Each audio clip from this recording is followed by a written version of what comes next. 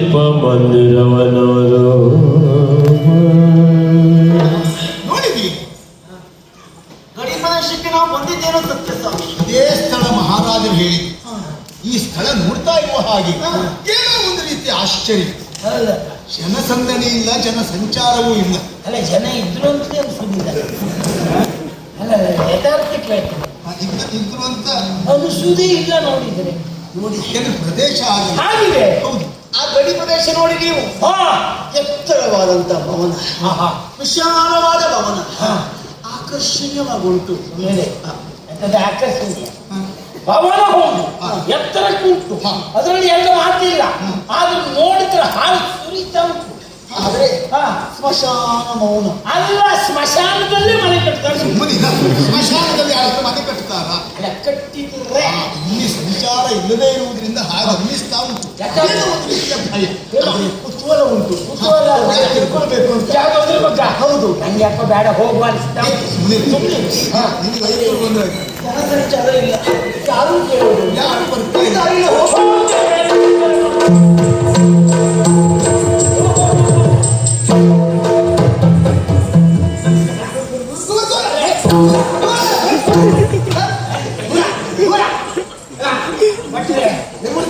ಅಲ್ಲ ನಮ್ಮಲ್ಲಿಗೆಲ್ಲ ಹೆಂಗಸರಿಗೆ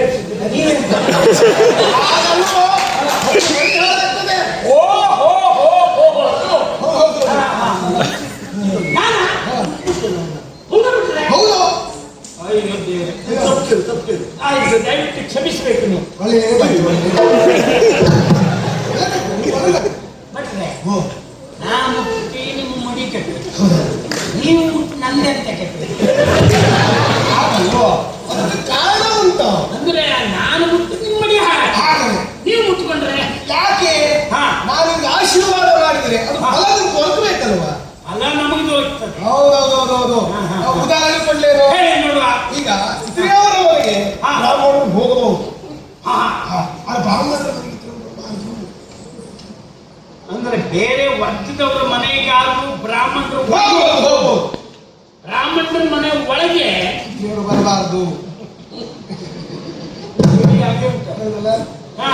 ಇದ್ದಾರೆ ಅಂದ್ರೆ ಯಾರು ಆಗ್ತದೆ ಕಾಲಕ್ಕ ಭಯಂಕರ ಉದ್ಯೋಗ. ಒಂದು ಏನು ಈ ಬ್ರಾಹ್ಮಣರು ಬೇರೆ ಮನೆ ಒಳಗೆ ಹೋಗಿರ್ತಿಲ್ವಾ? ಅಡ್ಡಿಲ್ಲ. ಸಾಧಾರಣ ಎಷ್ಟಿರ್ತದೆ?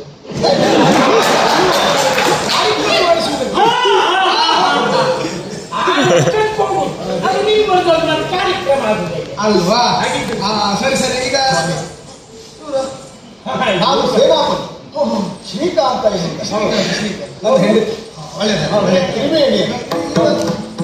ನನ್ನ ಆತ್ಮೀಯ ಮಾರುತಿ ಎನ್ನುವುದು ಅವನ ಹೆಸರು. ಅವನ ಕೀರುತಿ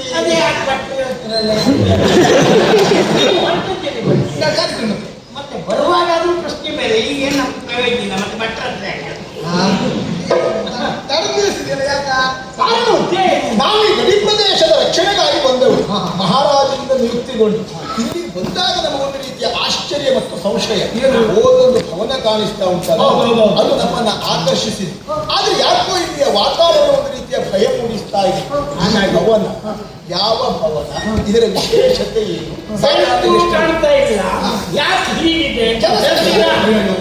ಬೇಡ ಬೇಡವಪ್ಪ ಆ ಕತೆ ಕೇಳಬೇಡವಪ್ಪ, ಆ ಕತೆ ಕೇಳಬೇಡವಪ್ಪ.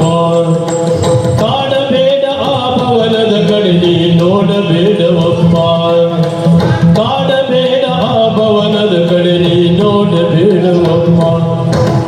ಅದ್ಭುತದ ಭವನ ಆದರೂ ಅದು ಭೂತ ಭವನ.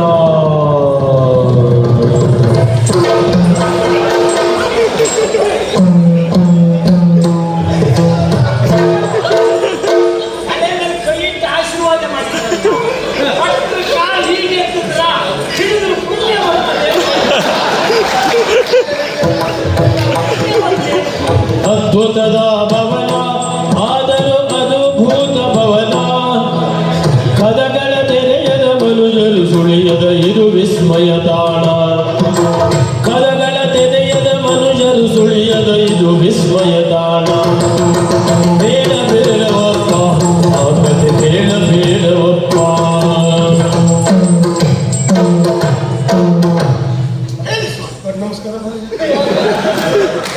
ಅಲ್ಲ ನಮ್ಗೆ ಬಹಳ ಪವಿತ್ರವಾದದ್ದು ಅದೇ ತಲೆ ಮೇಲೆ ಇಟ್ಕೋಬೇಕು ಅಲ್ಲ ನಿಮ್ಮ ಬಾಬು ಕುಂಬನಿಗೆಲ್ಲ ಸೇರ್ಕೊಂಡು ಅಂತ ಆಮೇಲೆ ಗೊತ್ತಾಯ್ತು.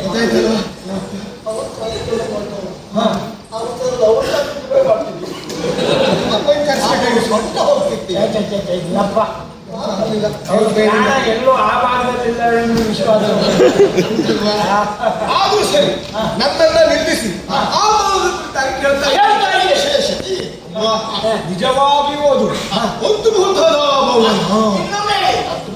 ಅದ್ಭುತ ಭವನ ಅದರಲ್ಲಿ ಅದು ಭೂತ ಭವನ. ಯುಕ್ತಿ ಅಂತ ಮಾತು. ಅದ್ಭುತದ ಭವನ. ಹೌದೌದು ಅದ್ಭುತದ ಭವನ. ಹೌದೌದು ಅದು ಚಂದ ಇದ್ದದ್ದು 2 ಸಲ ಬರಲಿ. ಅದು ಬರಲಿ ಮತ್ತೊಂದು ಭೂತ ಭವನ. ಬಟ್ರೆ ನಾವು ತಪ್ಪದು ಚಂದ, ನೀವು ತಪ್ಪಬಾರ್ದು. 4 ಜನಕ್ಕೆ ಬೋಧನೆ ಮಾಡುವುದು. ಅದ್ಭುತ ಭವನ ಹೇಳಿದ್ರೆ ಮತ್ತೆ ಭೂತ ಭವನ ಅಂತ ಏನು? ಆ ಮನೆಯ ಸುತ್ತಮುತ್ತ ಮನುಷ್ಯ ಸಂಚಾರ ಇಲ್ಲ. ಅಲ್ಲಿ ಕಾಣ್ತಾ ಉಂಟು, ಯಾರು ಕಾಣ್ತಾ ಇಲ್ಲ. ಯಾಕೆ ಯಾಕೆ? ಅಲ್ಲಿ ಭೂತ ಸಂಚಾರ ಉಂಟಂತೆ.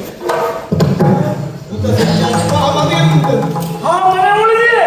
ಭೂತ ಬಟ್ರೆ ನೀವೆಂದಾದ್ರೂ ನೋಡಿದ್ದೀರಿ? ಅಂದ್ರೆ ಯಾರು ನಮ್ಮ ಹಿರಿಯರು ಅಪ್ಪಯ್ಯ ಅಜ್ಜಯ್ಯ ಎಲ್ಲ ಇಲ್ಲೇ ಹೇಳಿದ್ದಾರೆ. ಇನ್ನು ಬಂದವ್ರು ಹೇಳಿದ್ರು. ಪ್ರಾಚೀನ ಭವನ. ಹಾಗಾಗಿ ಚೀನಾ ಭವನ. ಪ್ರಾಚೀನ ಭವನ. ಒಂದು ಅಕ್ಷರ ಕೊಟ್ಟು ಇನ್ನೊಂದು ಅಕ್ಷರ ಕೊಟ್ಟು ಅಲ್ಲದಲ್ಲ ಎಂತ ಅಂದ್ರಪ್ಪ, ಪ್ರಾಚೀನ ಪ್ರಾಚೀನ ಭವನ. ಅದ್ಭುತದ ಭವನ. ಹೌದೌದು.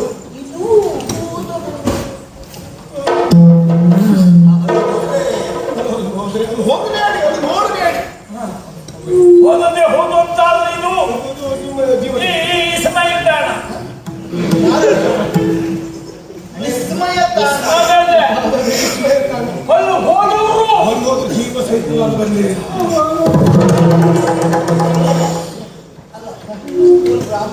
ಹೊಲ್ಲು ಅದು ಭೂತ ಇಲ್ವೇ? ಹೌದು. ರಾಮಚಂದ್ರನಿಗೆ ಭೂತಿಕೆ ಇದ್ದ ಅವಿನಾಭಾವ ಸಂಬಂಧ.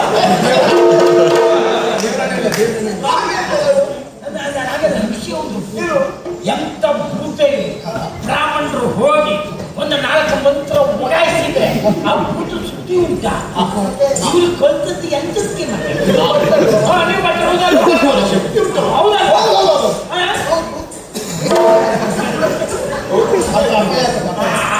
ಗಿದೆ ಗೊತ್ತಾಯ್ತಂತದ ಬಣ್ಣ ನೋಡ್ರೆ ಗೊತ್ತಾಗ್ತದೆ. ಒಂದು ವರ್ಷ ನೀವು ಬಂದು ತಾವು ಉಚ್ಚಾಟನೆ ಪಚ್ಚಾಟನೆ ಆದರೆ ಹೇಳಿ ಭೂತಿಯಿಂದ ಬಿದ್ದು ಅಲ್ಲಿಂದ ಓಡಬೇಕು. ಹೌದಾ? ನಮಗೆ ಒಂದು ಅವಕಾಶ ಮಾಡ್ಕೊಂಡು ನೋಡಿ. ಯಾವ ಉಚ್ಚಾಟನೆ ವಿಚಾಟನೆ ಎನ್ನುವುದು ಬರುವುದು ಯಾವುದು ಬರ್ತದಕ್ಕೆ ಅಲ್ಲ ನಂಗೆ ಅದೆಲ್ಲ ಬೇಡ. ಮತ್ತೆ ಅವರು ನಾನು ತ್ವಚ ಮಾಡ್ಕೊಡ್ಬೇಕು. ಅಲ್ಲ ಕೇಳು, ಸದ್ಯದ ವಿಚಾರದಲ್ಲಿ ಮಾಡ್ಕೊಳ್ಳೋ ಮನಸ್ಸಿಲ್ಲ ನನಗೆ. ಉಚ್ಚಾಟನೆ ಮತ್ತೆ ಬರೋದು ಮತ್ತೆ ಯಾವುದು ಬಾಡ ಬಿಟ್ರೆ ಬೆಳಿಗ್ಗೆ ಸಂಜೆ 3 ಹೊತ್ತಿನಿಂದ ತಂತ್ರಿ ಮಂತ್ರ ನನಗೆ ಬರುವುದು ಇಷ್ಟೇ ವರ್ಷ. ಗಾಯತ್ರಿ ಓದಿದ್ರೆ ಯಾವುದು ಸಹ ನೀವು ಹೇಳಾಯ್ತು ವರ್ಷ ಎಂತ ಮಾಡ್ತಾರೆ ಸ್ವಾಮಿ? ಈಗ ನಿಮಗೆ ಇದೆಲ್ಲ ಬರುವುದಿಲ್ಲ. ಭೂತದ ಉಚ್ಚಾಟನೆ ಇಲ್ಲವೇ ಇಲ್ಲ. ನೀವು ಕಲ್ತದ್ದೇ. ನಾನು ಗಣೋಮ ಬರ್ತದೆ, ಸತ್ಯನಾರಾಯಣ ಕಥೆ ಬರ್ತದೆ, ವಾಸ್ತು ಪೂಜೆ ಬರ್ತದೆ. ಸಾಕು. ಇದು ಮೂರೇ. 3 ವೇದ ಕಲ್ತಂಗೆ. 3 ಹೊರತಾಗಿ 4ನೇ ಕಾರ್ಯಕ್ರಮ ಬಂದ್ರೆ ಇವರೇ ಬೇಡ. ಅಯ್ಯೋ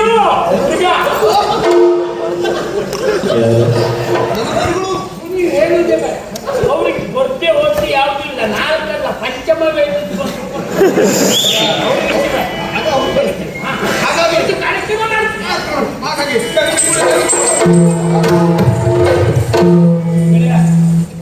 ಏನೇ ಹೇಳಿದ್ರು ಬ್ರಾಹ್ಮಣರ ಅಂತಸ್ತ್ವ ನೋಡಿದ್ದೇನೆ ನಾವು. ಅವರ ಮನಸ್ಸಿನ ಆಳದಲ್ಲಿ ಆ ಭೂತದ ಬಗ್ಗಿದ್ದಂತ ಭಯ ಆ ಮುಖದಲ್ಲಿ ಎದ್ದು ಕಾಣ್ತಾ ಉಂಟು.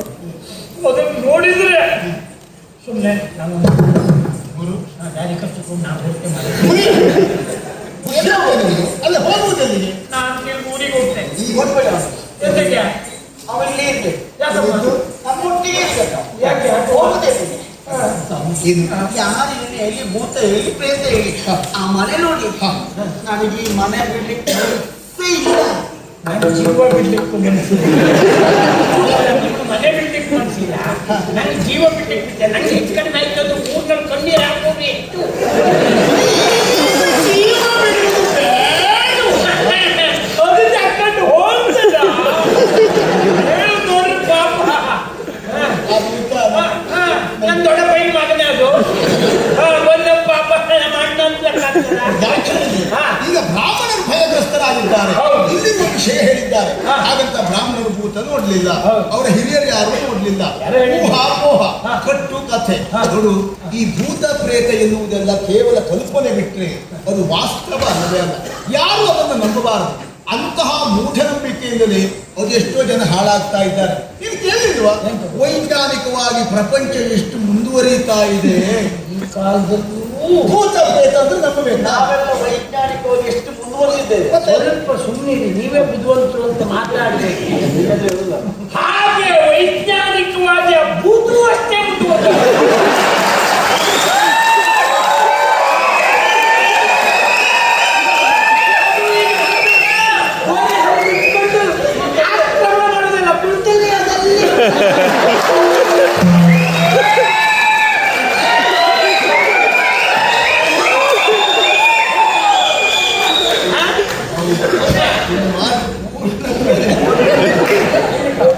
ಪುರಾಣದಲ್ಲಿ ಹೇಳಿದ್ರು ಇಂಥ ಗೆಳೆಯ ನೀನು ತಿಳುವಳಿಕೆ ಇಟ್ಟರೆ ಹೋದಲ್ಲ ನೀನು.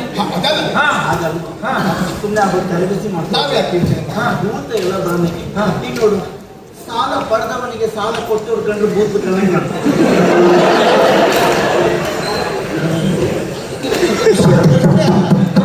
ಕೇಳಿದ ಸಾಲ ಹಿಂತಿರುಗಿ ಕೊಡ್ಬೇಕು ಅಂತ ಒತ್ತಾಯ ಮಾಡಿದ್ರೆ ಪ್ರೇತ ನೋಡಿ ಹಾಗಾಗ್ತದೆ. ಎಂತ ಒಂದು ಇಕ್ಕಟ್ಟಿನಲ್ಲಿ ಇಕ್ಕಟ್ಟಿಲ್ಲ. ಊರಿಗೆ ಹೋದ್ರಿ ಅವರು ಇಲ್ಲಿ ಹೋದ್ರಿ ನೋಡು. ಹಾಗಿದ್ರೆ ಈಗ ಯಾವ ವಿಷಯ ನಾವು ತಿಳ್ಕೊಳ್ಬೇಕು ಅಂತಾದ್ರೂ ನಮ್ಮ ಮಾವ ಇದ್ದಾರೆ. ಇಲ್ಲಿ ಗ್ರಾಮಾಧಿಕಾರಿ. ಹೌದಾ? ಅವರಿಗೆ ಮಾವ ಗೊತ್ತಾ? ಈ ನೋಡಿ ಒಬ್ಬರು ಅಭಿಪ್ರಾಯ ತಗೊಳ್ಳೋದು ಸರಿ ಅಂತ. ಒಂದು ಊರಿನಲ್ಲಿ ಒಂದು 4 ಜನರ ಅಭಿಪ್ರಾಯ ತಗೊಳ್ಬೇಕು. ಆಗ ಏನ್ ಬರ್ತದೆ ಅನ್ನೋದು ಮುಖ್ಯ. ಗ್ರಾಮಾಧಿಕಾರಿ ಅವ್ರಿಗೆ ಗೊತ್ತಿರ್ತದೆ. ಗ್ರಾಮ ಮತ್ತೆ ಗ್ರಾಮ ಸಿಂಹ ಇದ್ದಾಗೆ ಗ್ರಾಮಾಧಿಕಾರಿ ಗ್ರಾಮ ಸಿಂಹ ಅಂದ್ರೆ ಎಂತ? ಎಲ್ಲ ಅವರ ಅಧಿಕಾರ ಪೂರ್ತಿ ಅವ್ರ ಕೈಲಿ, ಪ್ರಜೆಗಳೆಲ್ಲ ಹೆದರುತ್ತೆ. ಬಂದ್ರೆ ಸಿಂಹ ಅಂತ ಗ್ರಾಮ ಸಿಂಹ ಅಂದ್ರೆ ನಾಯಿ ಅಂತ. ಮನೆಯ ಉಂಟು ಹಾಗೆ ನನಗದು ತಲೆಗೆ ಹೋಗಲಿಲ್ಲ. ಇದು ರಂಗೋಕ್ತಿಯಾಗಿತ್ತು. ಮತ್ತೆ ನಮ್ಮ ಮಾವನ ಎದುರು ಹೇಳಿದ್ರೆ ನೀನು ಬಚ್ಚ. ನೀ ಹೇಳಿದ್ದು ಒಳ್ಳೆದಾಯ್ತು. ನಮ್ಮ ಸರ್ವನಾಶ ಆಗ್ತಿತ್ತು.